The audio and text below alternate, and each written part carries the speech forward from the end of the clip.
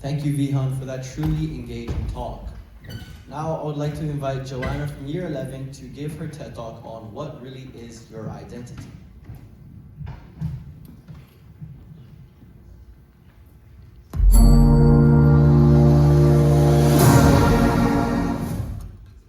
I recently attended a Daniel Caesar concert.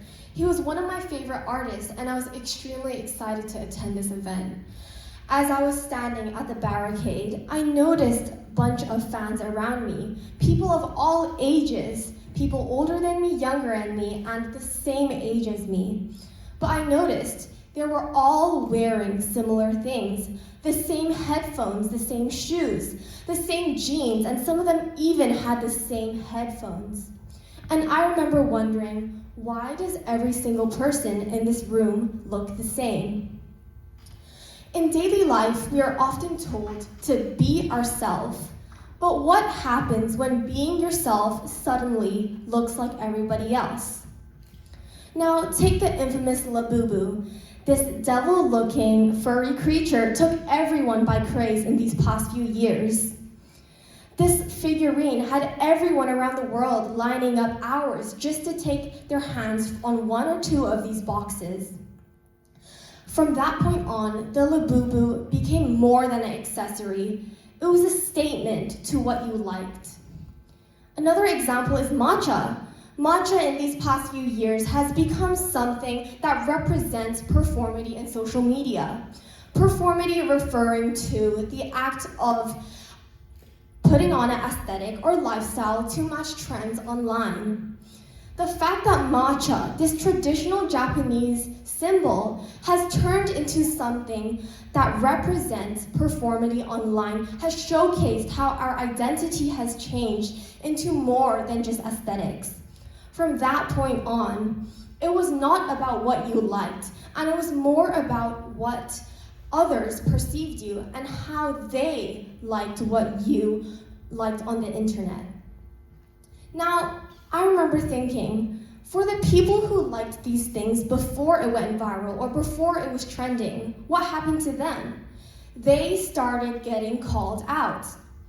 People across the internet or just people around you would start calling you performative or saying you're just following trends for liking things that are popular. But wait, a week ago, these same things made you unique and creative, and now they made you look fake and were like you're trying too hard. So what changed? The trending item didn't change, and the people didn't change. Only the crowd changed. Now, as social media has become something more visible and fragile as ever, we see so many trends online.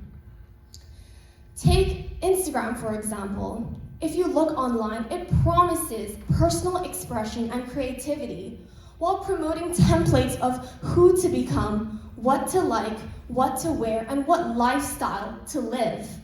This direct contradiction just shows how social media can destroy one's identity and manipulate it to become something else. Now, there's many platforms. If you scroll through Facebook, YouTube, Instagram, and different platforms, you'll find that there are many different creators across the globe sending and posting different things that they like. But if you look closely, these patterns start to merge.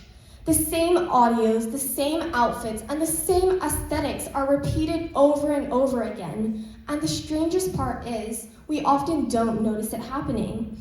Now, in sociology, there is a concept called conformity, where you change how you act and how you express yourself based on the way others perceive you.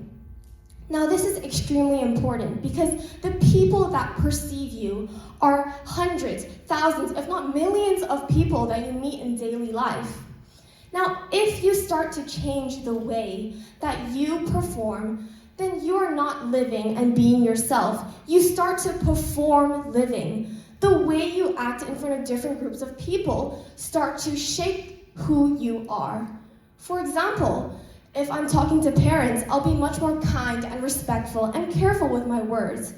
Similarly, if I'm talking to people my age, I'll be much more casual and I'll be much more relaxed to talk to them. This difference already showcases how I'm performing my living. And from that point on, the line between your true identity and how you express yourself blurs. Now, at the same time, there's a fear of being wrong. As I was saying before, performity has become such a big part of our lives. And the point where you become too mainstream and you like too many things online, people start calling you basic. They tell you that you're following trends and you're not being yourself. Ironically, if you become too niche, which is a word describing uniqueness and being different from somebody, people might tell you that you're trying too hard to be different from others, or trying too hard to look special. Now, your identity isn't something that is one answer. It's something extremely unique and can be shaped into many different ways. Identity can't just be untouched by the world. Humans are adaptive creatures. We learn from others from a young age and learn languages and mannerisms that help us belong in this world. But the way we manage these mannerisms and how we consume things is how we shape our identity. So instead of asking yourself, is this niche? Is this original? Start asking yourself, why did I like this? And would it still matter to me if no one knew I had this? By asking these questions, you start to understand whether you truly like what you're consuming online and what you're taking from others. This is to be true to yourself while also balancing outsider ideologies that you might take from online or people around you. So the next time you find yourself wanting to follow a trend or imitating someone or someone you like in real life, think of this question. Is this me, or is this something that everyone else is partaking in? By asking yourself this question, you're taking one step forward to finding your true identity. Thank you.